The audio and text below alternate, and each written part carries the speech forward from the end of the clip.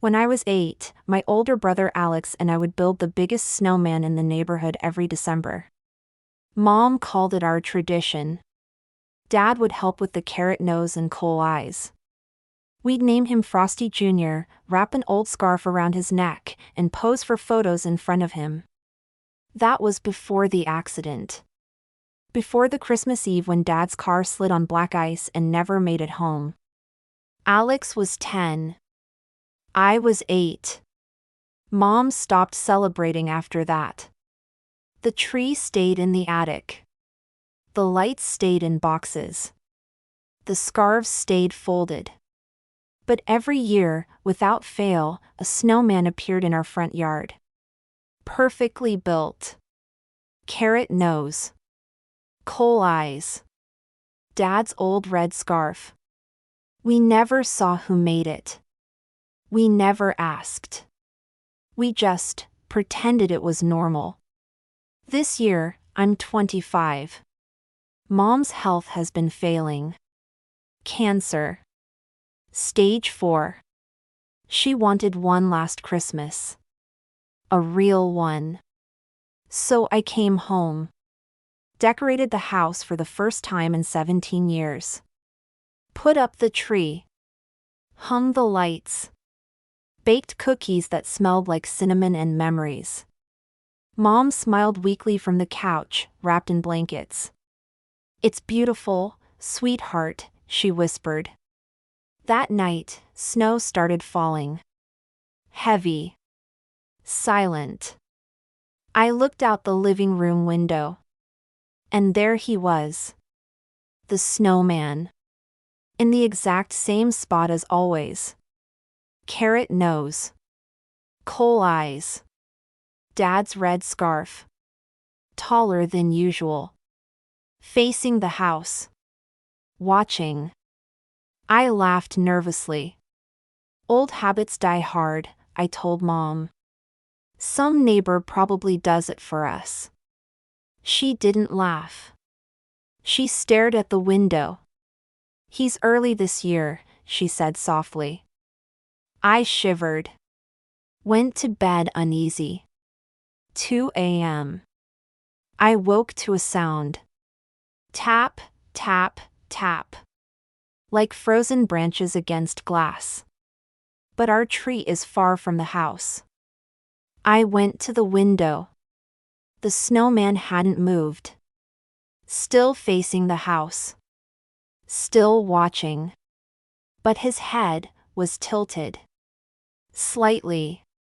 Toward my bedroom window.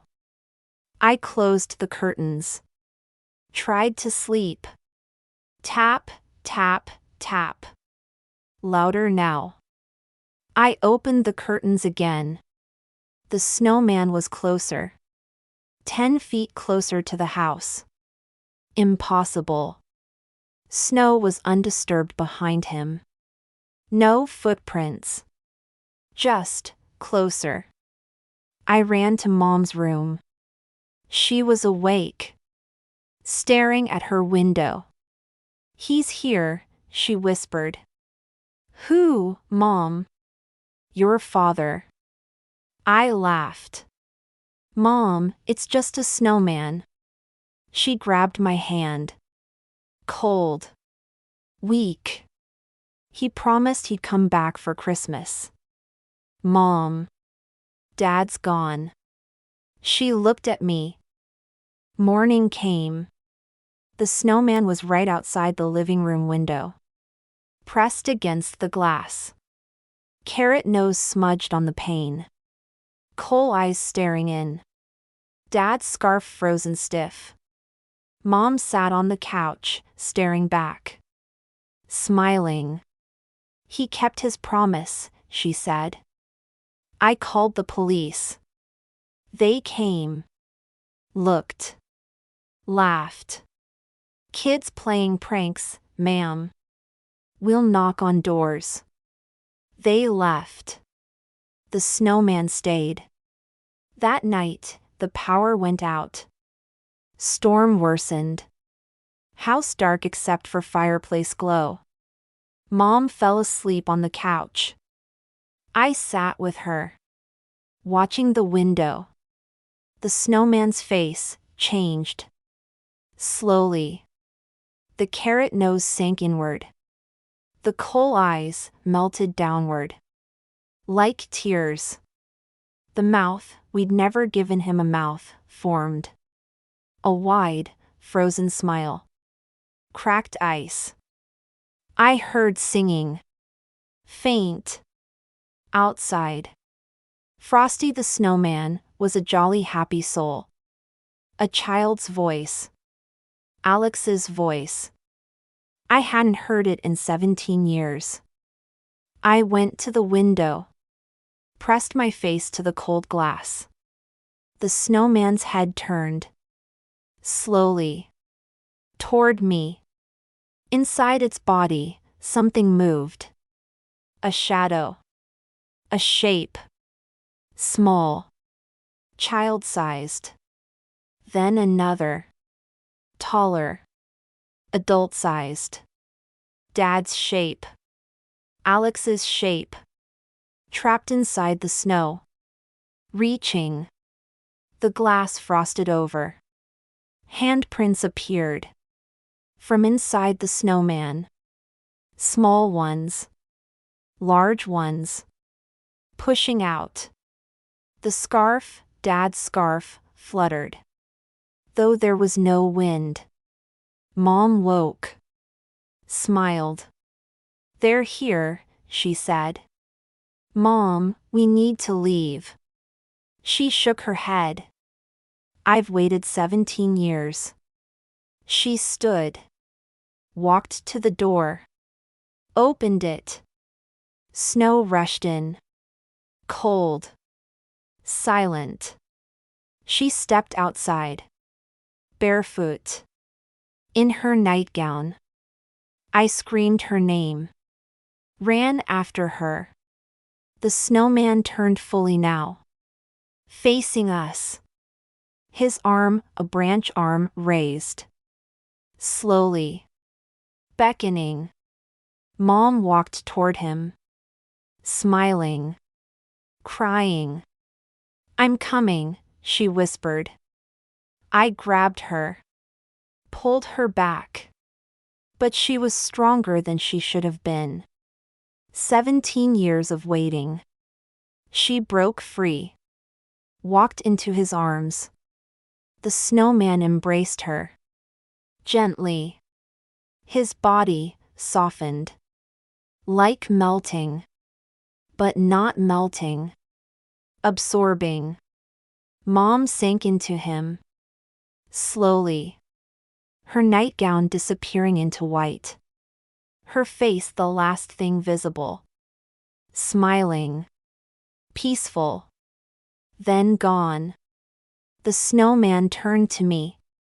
His face now had features. Dad's features. Mom's smile. Alex's eyes. He raised his other arm. Beckoning. I backed away. Ran inside. Locked the door. Called 911. No answer. Storm too bad. I watched from the window. The snowman stood there. Waiting. All night. At dawn, the storm stopped. Police came. Found nothing. No footprints. No snowman. Just Dad's red scarf. Lying in the yard. Frozen stiff. With 3 sets of handprints on it. Small. Medium. Large. I moved away. Never went back. But every Christmas Eve. No matter where I am. I hear tapping on the window. Tap, tap, tap. And when I look. There's a snowman. In the yard. Facing the house. Watching. Carrot nose.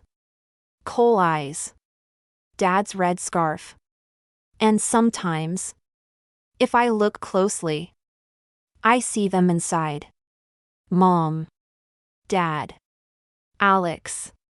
Smiling. waiting for me to come out, to join them, to complete the family. This Christmas, don't build a snowman. Don't name him. Don't give him a scarf. Because some promises are kept, even from beyond the grave. And some families never let go, even when you want them to. If you see a snowman watching your house this Christmas, one that wasn't there yesterday, one that's facing your window, don't look too long. Don't wave. And whatever you do, don't open the door. Because he's not alone. And he's been waiting patiently